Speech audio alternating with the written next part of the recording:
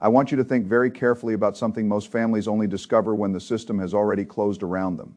There is a rule that can let the government reach the home your parents thought they were protecting. It is called the Medicaid 5-year look-back. The name sounds administrative. It sounds like a small rule buried inside a government form. But that is not what it really is.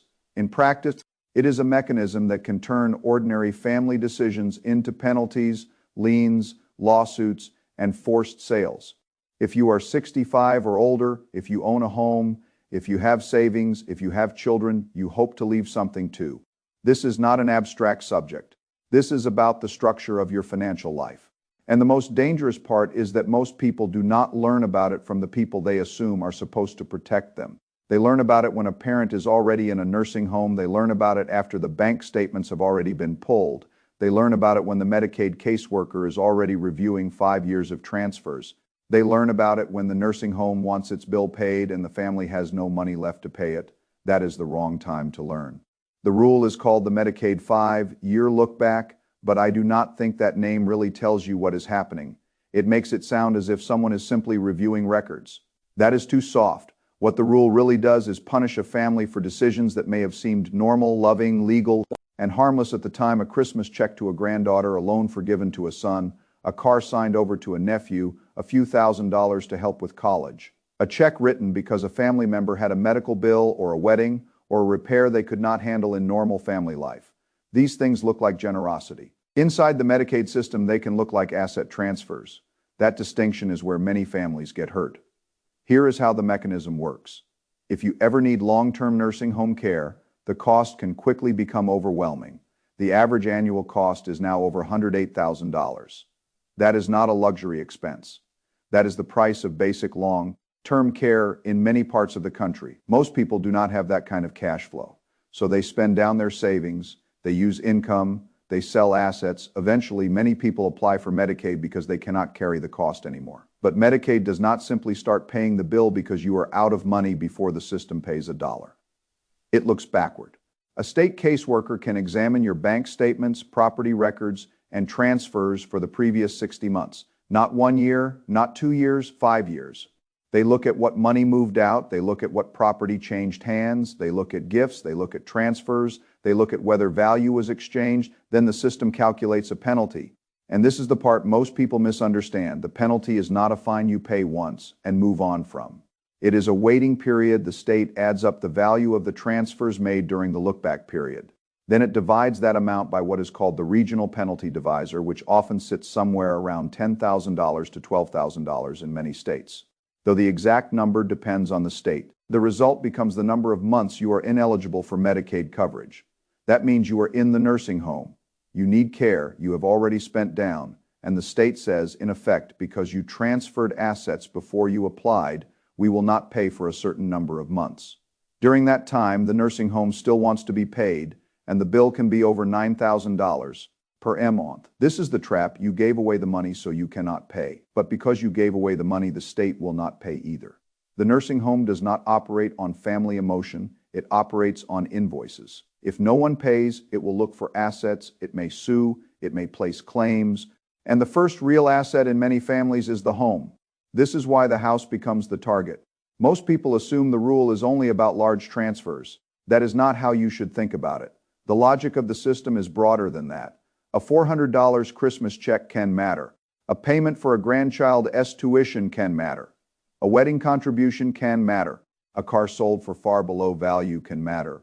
A loan forgiven inside the family can matter. A charitable gift above a certain threshold may matter depending on the state. The system does not care that it was a birthday. It does not care that it was a holiday. It does not care that you did not know. Ignorance is not an exemption. And one of the most important distinctions is the one most seniors miss. The IRS gift tax rules are not Medicaid rules. Many people know about the federal annual gift tax exclusion. They think that because a gift is allowed under tax law, it must also be safe under Medicaid rules. That is a very dangerous assumption. The IRS and Medicaid are separate systems. They have different purposes, different rules, and different consequences.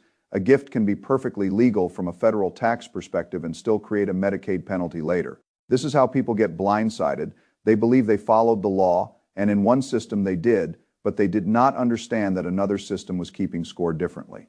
Now, I want you to look at the married couple problem because this is where the human cost becomes even harder. If one spouse enters a nursing home, the healthy spouse may believe the law protects them. And to some degree, there is a protection. It is called the Community Spouse Resource Allowance. But the protection is not as broad as many people imagine. In 2026, the maximum countable asset amount the 8-home spouse can keep is $157,920. Everything above that may have to be spent down before Medicaid begins paying. At first glance, that sounds like a meaningful amount of money, but then you have to run the real-life math. That money may have to cover property taxes, insurance, home repairs, Medicare premiums, prescriptions, groceries, utilities, gasoline, emergencies, and all of the expenses of the healthy spouse who remains at home. Not for 1 year, potentially for 20 years. When you divide the amount across a long remaining life, the number becomes much smaller than it sounds. The system may allow the healthy spouse to stay in the house and keep some resources, but it does not guarantee that spouse a life of security. It does not guarantee comfort. It does not guarantee flexibility. It does not guarantee that inflation, repairs, and medical costs will not grind down what remains.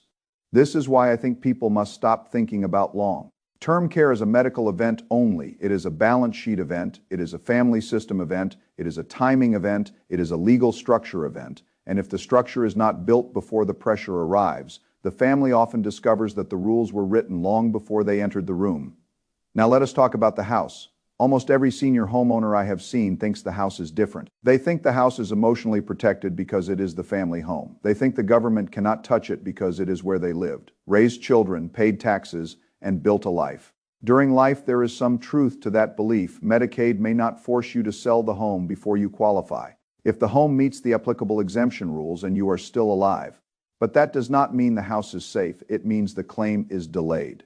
When the Medicaid recipient dies, another mechanism can activate. It is called the Medicaid Estate Recovery Program. Federal law requires every state to attempt to recover the cost of care paid for a Medicaid beneficiary who was over 55. When benefits were received, the recovery target is often the house. The state files a claim against the estate. The heirs receive notice. They may be told that they have to pay the bill, sometimes tens or hundreds of thousands of dollars, or sell the home and turn over the proceeds. That is why a home can feel protected while the parent is alive and still be lost after death. The family thought the house would pass to the children. The system saw the house as a delayed reimbursement source. The average estate recovery claim now exceeds $74,000. And in some states, it can be much higher. In certain situations, it can reach over $200,000. And the important thing to understand is that this is not a request in the normal sense. It is a statutory recovery process. The state is not acting out of emotion. It is acting according to the structure of the program. This is also why many families feel betrayed. They were not told that the Medicaid benefit could become a claim against the estate. They thought Medicaid was assistance. They did not realize it could become a creditor after death. The law did not change after the fact. The family simply did not know the rules of the game they had entered. And in some states, there is yet another layer. There are old laws called filial responsibility laws. In 29 states, including states such as Pennsylvania, North Carolina, New Jersey, Connecticut, and Georgia, these laws can allow adult children to be held financially responsible for unpaid nursing home bills of their parents. For a long time, many people ignored these laws because they were rarely used, but after a Pennsylvania appeals court case in 2012 allowed a nursing home to collect $93,000 from an adult son for his mother's care, the risk became harder to dismiss. The implication is disturbing. The house can be pursued by the state through estate recovery. And after that, the nursing home may still look for other ways to collect unpaid bills. That means the risk may not stop with the parent. It can spill into the next generation. This is where the 5-year rule becomes more than a Medicaid rule. It becomes a family wealth transfer rule.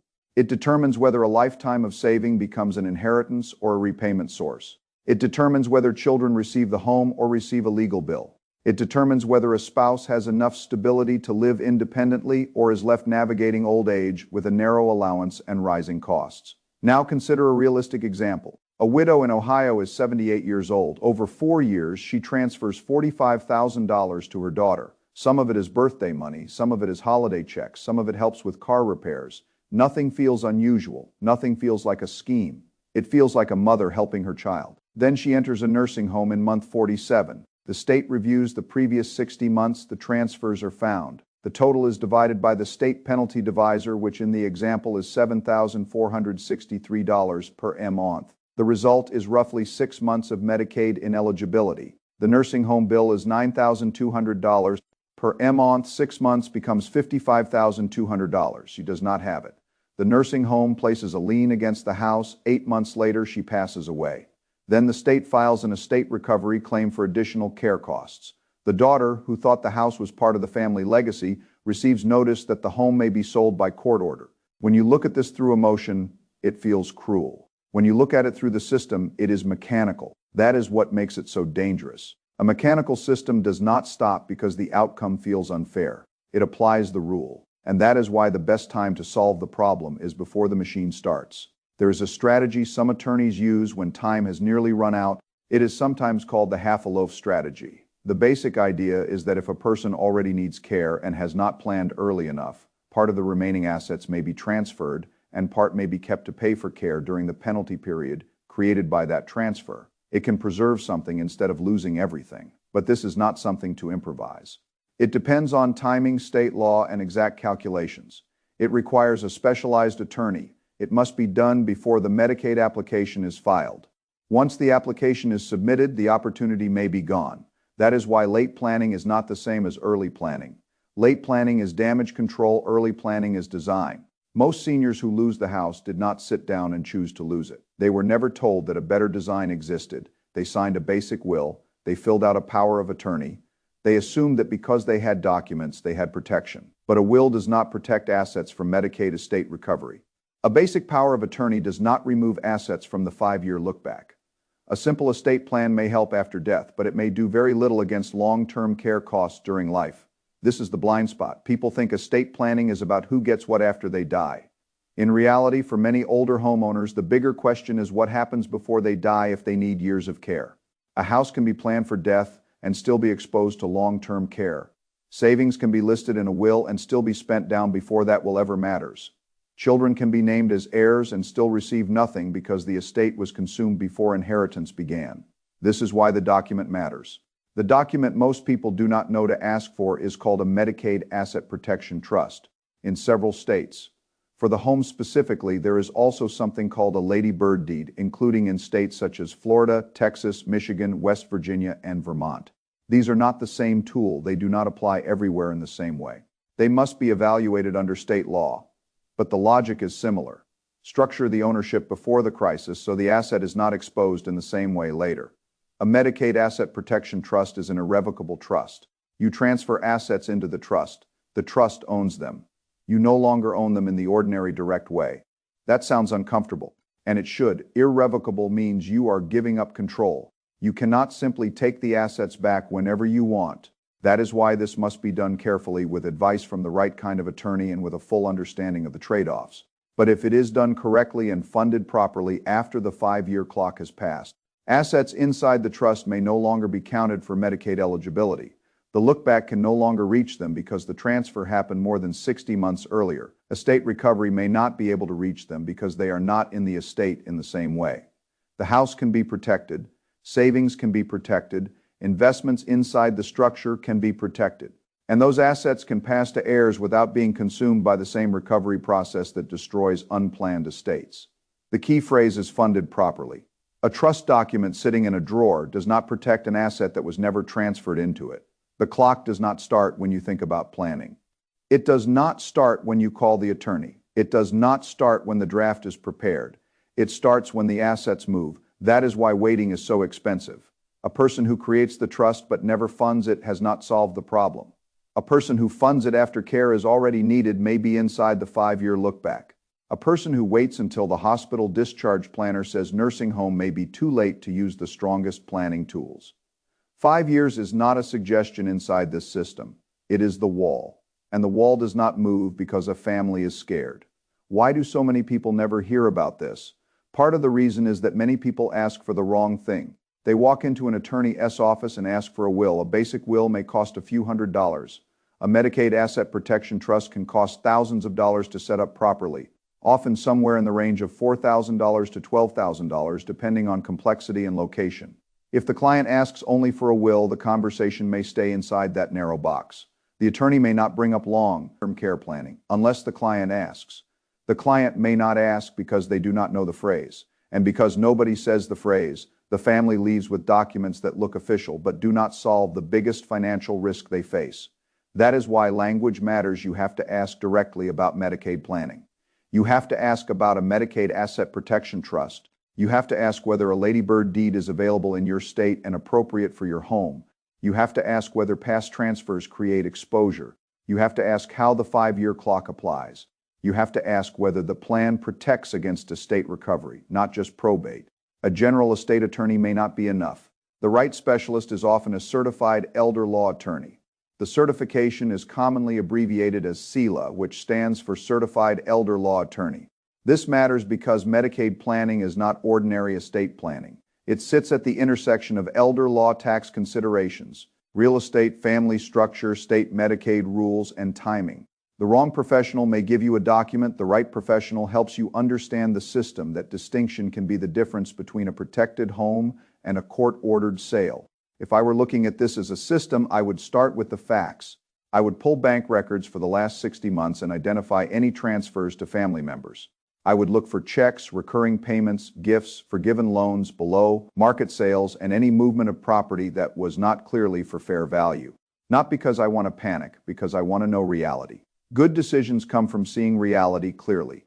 Then I would gather property records, account statements, insurance documents, mortgage records, income documents, and any existing estate planning documents. I would not walk into the attorney's office with a vague fear. I would walk in with a map. Then I would find an elder law specialist and ask about the 5-year look-back, the Medicaid Asset Protection Trust, the effect on the house, the effect on income, the state-specific estate recovery rules, and whether any transfer strategy makes sense. If the home is in a state where a ladybird deed is available, I would ask whether it applies if transfers have already happened. I would ask whether they create a penalty and whether there is any legal way to reduce the damage before an application is filed. If no care is needed yet, I would ask how to start the 5-year clock now. Because the most valuable asset in this problem is not the house. It is time. With enough time, you can design. Without enough time, you can only react. That is one of the most important principles I know. When you wait until a crisis, your choice is narrow. The hospital wants a discharge plan. The nursing home wants payment. The caseworker wants documents. The family wants answers. In that emotional pressure, people sign what is placed in front of them. They pay bills they might have planned around. They transfer assets too late. They learn rules after the facts have already become permanent. But when you look early, while everyone is still healthy, while the house is still stable, while the money is still there, while no application has been filed, the same system looks different. You can understand it, you can structure around it, you can start the clock, and once the clock runs, the family S options are stronger. That is why the 5-year rule is so dangerous and so simple at the same time. It is dangerous because almost nobody thinks 5 years ahead when they are healthy. It is simple because the rule is right there, 60 months. Transfers inside the window can be penalized. Assets protected outside the window can change the outcome. The hardest part is not the rule. The hardest part is acting before the rule matters. Most families do not act early because nothing feels urgent. The parent is still living at home. The bills are manageable. The house feels safe. The children assume the will handles everything. The attorney already drafted documents. Everyone thinks they have time. But long-term care does not usually arrive as a polite appointment on a calendar. It arrives after a fall. It arrives after a stroke. It arrives after dementia becomes impossible to manage alone. It arrives after the hospital says the patient cannot safely return home. And once that happens, the family's financial decisions are no longer made in calm conditions. They are made inside a deadline.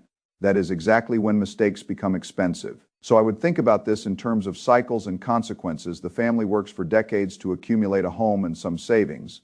Then aging creates long-term care risk. Long-term care creates a cash flow crisis. The cash flow crisis forces a Medicaid application. The Medicaid application triggers the 5-year look-back.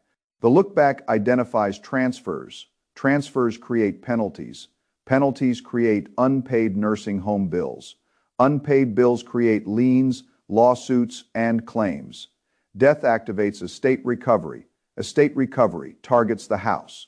The house that was meant to transfer to children becomes the repayment source. That is the chain. If you want a different outcome, you have to break the chain before it tightens. You break it with information, you break it with timing, you break it with the right legal structure, you break it by understanding that gifts, tax rules, Medicaid rules, wills, trusts, deeds, and estate recovery are not the same thing. You break it by getting specialized advice before the crisis, and you break it by recognizing that the people most at risk are often the people who did what they thought was responsible. They paid off the house, they saved money, they helped their children, they wrote small checks at Christmas, they avoided complicated planning because they did not want to lose control. Then the system tells them that the very things they did created exposure. That is why I am so direct about this. This is not about being clever. It is not about hiding money. It is about understanding that rules exist, incentives exist, and systems do what they are built to do. Medicaid is designed to pay for care only after eligible resources have been used or properly excluded. Estate recovery is designed to reclaim costs from estates. The lookback is designed to prevent people from giving away assets right before asking the state to pay. Those purposes may make sense from the government's point of view, but from the family's point of view, if you do not plan early, those rules can consume the wealth that took a lifetime to build. So the question is not whether the rules are fair. The question is whether you know them early enough to act intelligently. I would not wait for a nursing home to teach me Medicaid. I would not wait for a caseworker to explain the lookback. I would not wait for the estate recovery letter to learn that the house was exposed. I would not wait until the children are fighting over bills to discover that a trust should have been funded 5 years earlier. I would start by accepting the reality that the home is not automatically protected.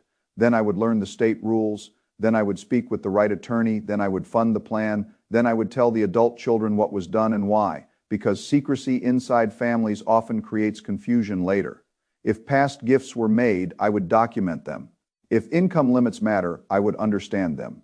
If the healthy spouse needs protection, I would plan for that spouse's actual life, not just the minimum allowance.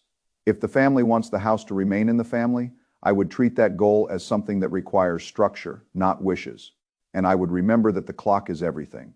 A 5-year clock does not care how old you feel.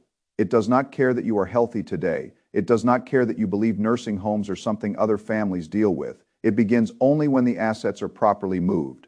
That is why the day after you should have started can become the most expensive day of your financial life, because from that day forward, the clock still has 5 years to run. And if the crisis arrives before the clock finishes, the system may reach back through everything you thought was private, ordinary, and safe. That is the lesson. The 5-year rule is not just about Medicaid. It is about time, ownership, family, and whether a lifetime of savings is governed by your plan or by the state's recovery process. When you understand that, the choice becomes very clear. You can wait until the system looks back at you, or you can look forward. Now,